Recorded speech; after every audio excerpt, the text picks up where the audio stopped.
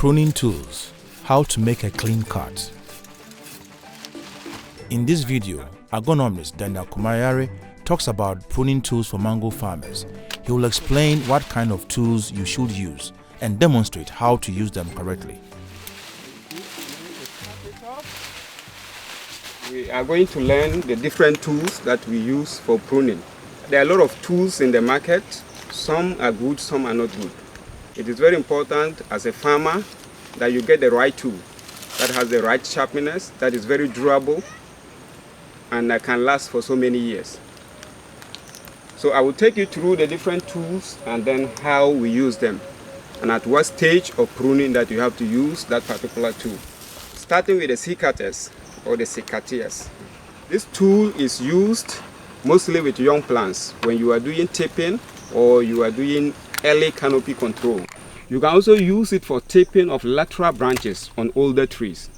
You see some branches growing down closer to the ground, or they have very long shoots.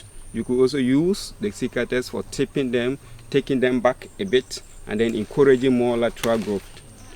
The loppers are able to give you a very precise cut and a very quick cut. It is used for shoots that are a bit above the size that you can use the secateurs to cut. You can take it very sharp from the base, you cut it, and it is the best tool that you use, especially for water shoots on the tree. And also when you are doing lateral pruning, taking the canopy back, raising it a bit, there are some branches that are a bit big, it's also good to use the loppers. Third one is the pruning saw. The pruning saw is actually used for branches that the loppers cannot cut, the much bigger branches. You use the pruning saw. More mature branches, you can also use the pruning saw. The pruning saw must be sharp enough to give you a clean cut. And you must cut at a certain angle. An angle of, let's say, 4 to 5 degrees. And then with using the pruning saw, you don't actually need much energy. It's much of a skill than energy. If you use much energy, especially on bigger branches, it easily gets stuck and it makes the cutting very difficult. So you slant the saw at a certain angle of, say, 4 to 5 degrees angle, and then if it is very sharp, you don't need much energy, you only need to move it to and fro, and then it gives you a very clean cut.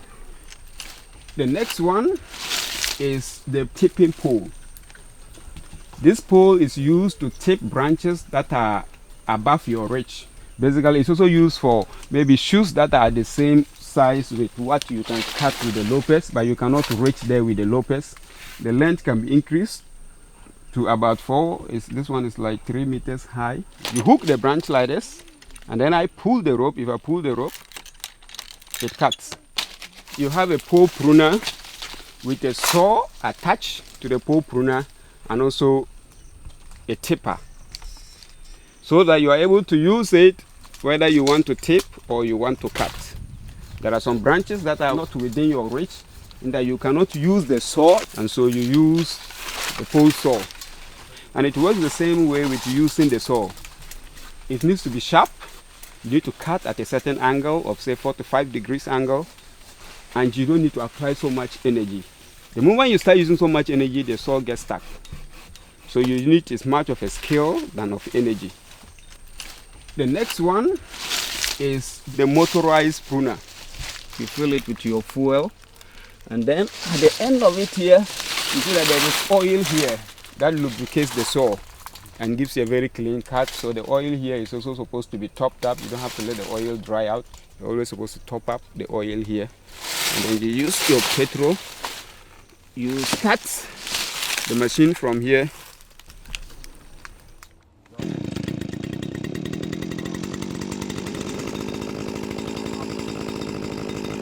And then when it's running, this is the acceleration. This is used for cutting heavy branches. For instance, a branch like this one, I cannot use the saw. Using the saw becomes very tiring. Especially for unpruned trees that have been allowed to grow very big, this is the one to use. If you're also trying to rejuvenate your farm, that you are cutting the canopy back down completely, then this is the right tool you have to use. Cutlass is not able to give you a precise cut, and very often when you are using a cutlass, the branch will almost split. It causes a lot of mechanical damages to the tree. So you see, anytime I'm cutting a shoot, the branch also gets a cut. These are the kind of wounds cutlass leave on your trees. They will take a long time to heal and create entry points for diseases. This is another example of very bad cutting. The cuts are way too far off from the branching point. These kind of cuts leave unnecessary stumps on your trees, and a stump like this is likely to die off and create another entry point for diseases. When you cut, you should always have a set of general rules in mind. Cut vertical growing branches at an angle of about 45 degrees. If you cut straight, you allow rainwater to remain on the stump, which will lead to disease infection. If you cut at a steep angle, you create a heavier wound which will take a longer time to recover. So a clean cut of an angle of 45 degrees is the best advice. You avoid disease infestation and cause less harm on your tree. When cutting, you should also watch out for the buds. If you cut like this, rainwater will drain off towards the bud. It will gather here, and again you will give diseases a chance to take hold. To avoid this, create a slope directing away from the closest bud. This way, rainwater will run off freely. When you cut off a lateral branch, follow these directions. The branch should not be cut off too far from the stem. Otherwise, you create unnecessary stumps like we have just seen. Also, the branch should not be cut off directly at the stem. Here, the tree usually develops a branch collar. If you cut this branch collar, you cause too much unnecessary damage and your tree will take a long time to recover. Cut the tree just above this collar. This way, you will neither leave a long stump on the tree nor create a heavy wound.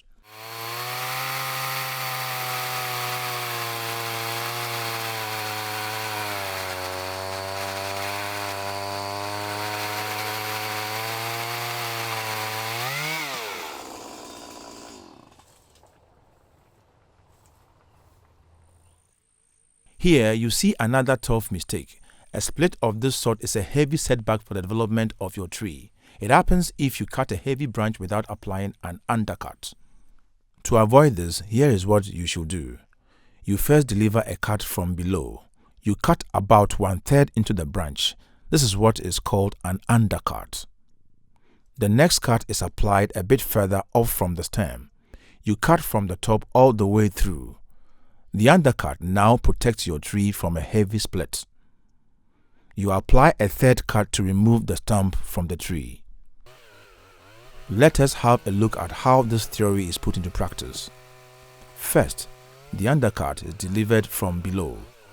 The second cut is applied from above a bit further off the stem. It cuts all the way through.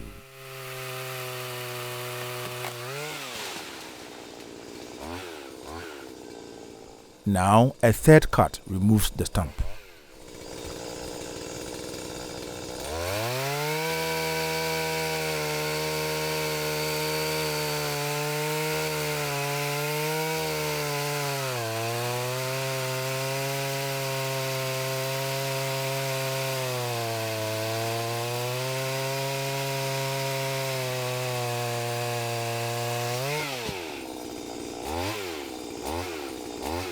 Disinfecting your tools is another important practice. Good and sharp tools work so fast and efficient that your workers will feel encouraged to move quickly from one tree to another. This is a dangerous trap. By moving infected tools from tree to tree, you can easily spread diseases all over your farm. You have to make sure that your workers disinfect their tools every time they move to another tree. Here we have alcohol as our disinfectant. This is the most common disinfectant you can find around here. A neat rag, and then pour some small alcohol, and then you disinfect the cutting part of the tools, because if there is any disease, it's this part that should be carrying the disease. Disinfecting is especially important if you already have problems with diseases on your farm. But even if there are no visible signs of diseases yet, teach your workers to make disinfecting between every tree part of their usual work routine. Diseases spread very quickly, but are hard to get rid of, so you should do everything possible to protect your trees.